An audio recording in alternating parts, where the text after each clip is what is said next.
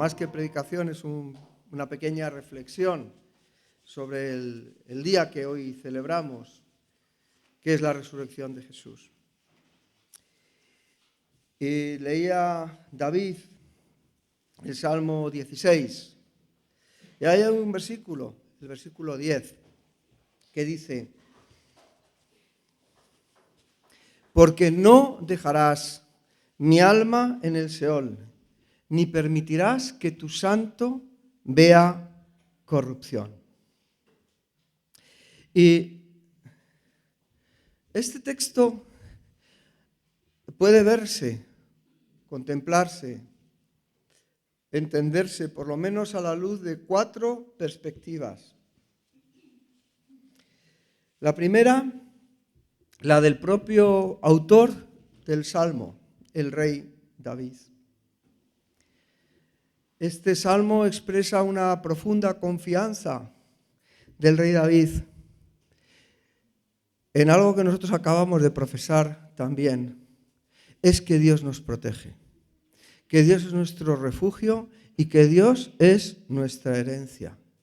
Y desde ahí, David, desde esa profunda confianza, proclama que Dios no le abandonará. En la tradición rabínica, este texto no se interpreta ni de manera mesiánica, ni como un texto argumentativo en favor de la resurrección, sino como un texto de ayuda en relación a la prevención de la muerte temprana, que no dejará Dios de ampararle en esta vida. Esas son las interpretaciones antiguas, y quizá esa es la interpretación o la intención primaria de David al escribir este salmo. Si lo leéis entero, espera estar en una senda de la vida donde hay plenitud y gozo. Pero este salmo que escribió David, como la inmensa mayoría de los salmos, tiene que ver con sentimientos profundos que todos tenemos. Y en este caso, lo que expresa: no dejarás mi alma en el Seol, ni permitirás que tu santo vea la corrupción, expresa, yo creo, que el deseo de todos los seres humanos, el anhelo de pervivir, un temor profundo que es el temor a la muerte, y un deseo muy grande es el de aferrarse a una vida que no se acaba. Lo que Miguel de Unamuno llamó sed de eternidad. Que no nos conformamos con la muerte. Que la muerte, en el caso del ser humano, no es algo natural, porque fuimos creados para la vida eterna. Dios nos creó para que tuviéramos comunión con Él. Y ese anhelo, esa inquietud, está en el corazón de todos y cada uno de los seres humanos. No morir, porque anhelamos la vida, y anhelamos la vida en plenitud. David, la humanidad, pero puede verse también desde la perspectiva que hoy celebramos como cristianos, que celebra la Iglesia cristiana.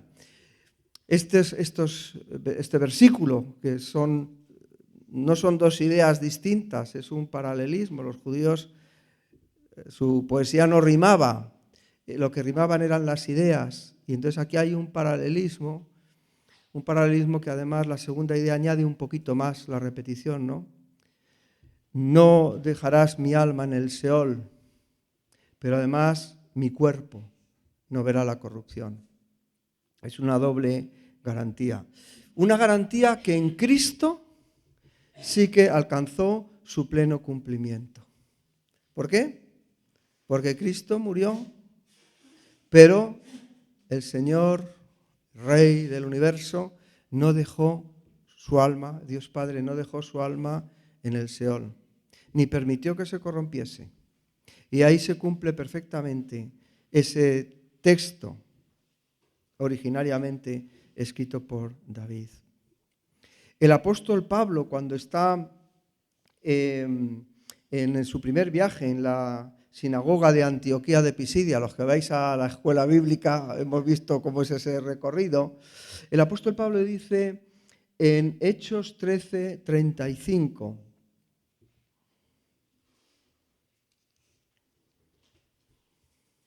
aplica directamente este salmo a Jesús. Dice, por eso dice también en otro salmo, no permitirás que tu santo vea corrupción. Porque a la verdad, David, habiendo servido a su propia generación según la voluntad de Dios, durmió y fue reunido con sus padres y vio corrupción. Mas aquel a quien Dios levantó no vio corrupción. Seguramente David fue protegido de la muerte muchas veces, pero al final murió y dice Pablo que vio corrupción. Pero Cristo murió y fue resucitado. No vio la corrupción. Y no solamente Pablo, sino que también el apóstol Pedro, el mismo día de Pentecostés, cuando se derrama el Espíritu Santo sobre los que estaban allí reunidos y congregados, se decía, bueno, algunos decían, estos es que están ebrios porque han bebido demasiado vino, han bebido mucho vino. Dijo en Hechos, capítulo 2, versículo 25, voy a leer hasta el 32, hace un discurso ahí muy interesante, en el que repasa la historia del pueblo de Israel, la muerte de Jesús. Y en el versículo 25 dice, porque David dice de él, de Jesús, veía al Señor siempre delante de mí, porque está a mi diestra. No seré conmovido, por lo cual mi corazón se alegró y se gozó mi lengua, y aún mi carne descansará en esperanza, porque no dejarás mi alma en el Hades. Hades es la palabra griega para referirse al Seol. El Seol es el lugar de los muertos.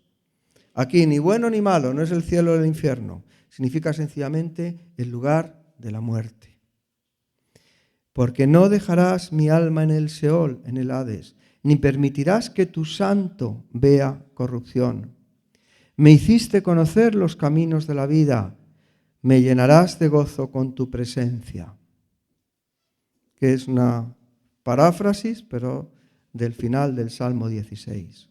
Varones hermanos, se os puede decir libremente del patriarca David, insiste en la idea, que murió y fue sepultado, y su sepulcro está con nosotros hasta el día de hoy.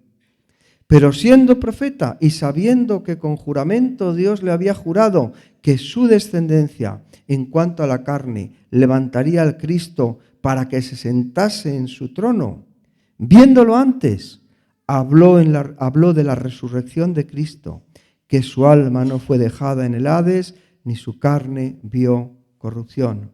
A este Jesús resucitó Dios, de lo cual todos nosotros somos testigos.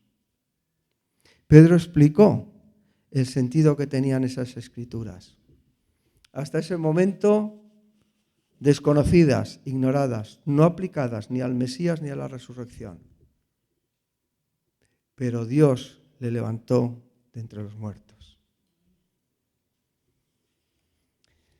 Por último, hemos visto, se puede ver desde la perspectiva del rey David, se puede ver desde el anhelo que hay en cada uno de los seres humanos de pervivir a la muerte, se puede ver en su perfecto cumplimiento de Cristo y se puede interpretar también desde la fe del creyente. La resurrección de Cristo, que no fuera dejado su cuerpo en el Seol, que no fuera dejada su alma en el Seol y que su cuerpo no viera corrupción, puede entenderse como la garantía de la resurrección de todos y cada uno de nosotros. Nosotros vamos a resucitar, nosotros vamos a vivir porque Él vive, porque Él resucitó. Él es las primicias, Él va adelante.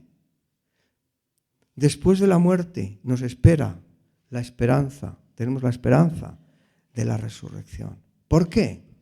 ¿Por qué sé que Cristo va a resucitar? Después os preguntaré qué significa para ti la resurrección de Jesús. ¿Pero estás seguro que tú vas a resucitar? Los primeros cristianos sí. ¿Por qué lo sabían? Porque Cristo había resucitado. Por eso ellos sabían que la muerte había sido derrotada, que la muerte había sido vencida. Y nosotros que lo creemos, también lo esperamos. Pero no solamente esto,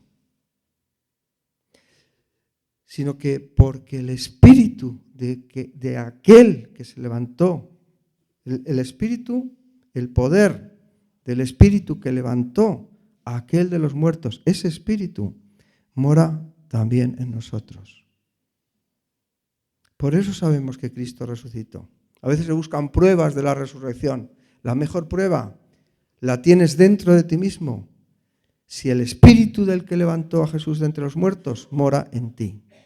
Y ese espíritu mora en ti si tú un día aceptaste el sacrificio de Jesús por tus pecados. Eso dice hoy Joaquín, leía Romanos 8, que habla de vivir en el Espíritu. El Espíritu que vino a nosotros, el Espíritu que fue derramado después de que ocurriera ¿qué cosa? Después de que Jesús muriera, resucitase, ascendiese al cielo. Entonces Él envió su Espíritu Santo, que está en nosotros.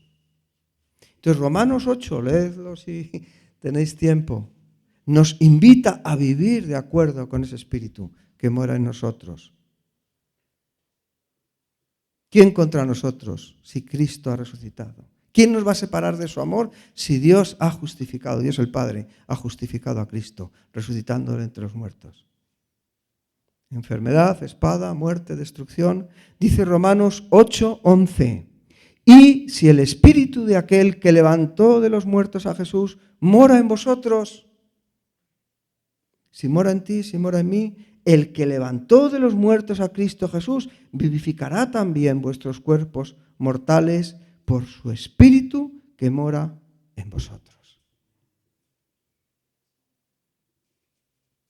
Tenemos la garantía de que un día resucitaremos, pero tenemos también la seguridad y la certeza de que vivimos como Él vive, porque Él vive.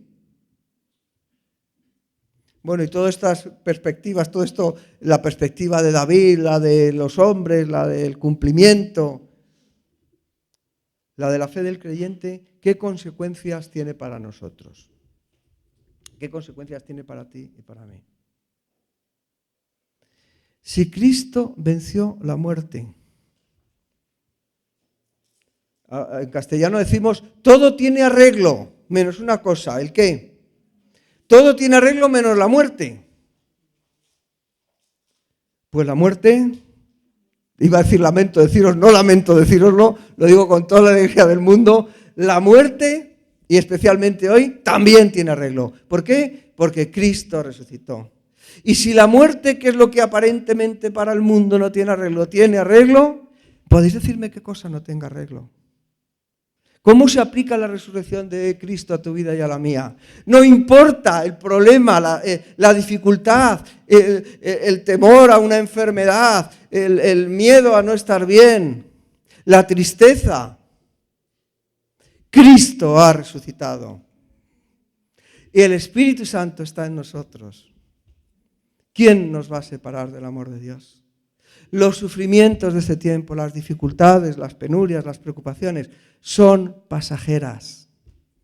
Pero lo que nos espera, el horizonte desde el cual nosotros contemplamos la vida, es la resurrección de Cristo. ¿Alguien puede decir aleluya? Aleluya. Cristo ha resucitado. Gloria a Dios. Cristo ha resucitado. Pues que Él os bendiga y os guarde. Y que su Espíritu Santo more en abundancia en cada uno de nosotros. Que nos vivifique, que es su tarea, su labor. Que no le entristezcamos. Que dejemos que obre con libertad en nuestras vidas. Y que nos lleve al lugar donde quiere que estemos. ¿Que sabéis dónde es ese lugar? En Cristo. Que nos lleve a Cristo y no nos separe de Él. Amén. Amén.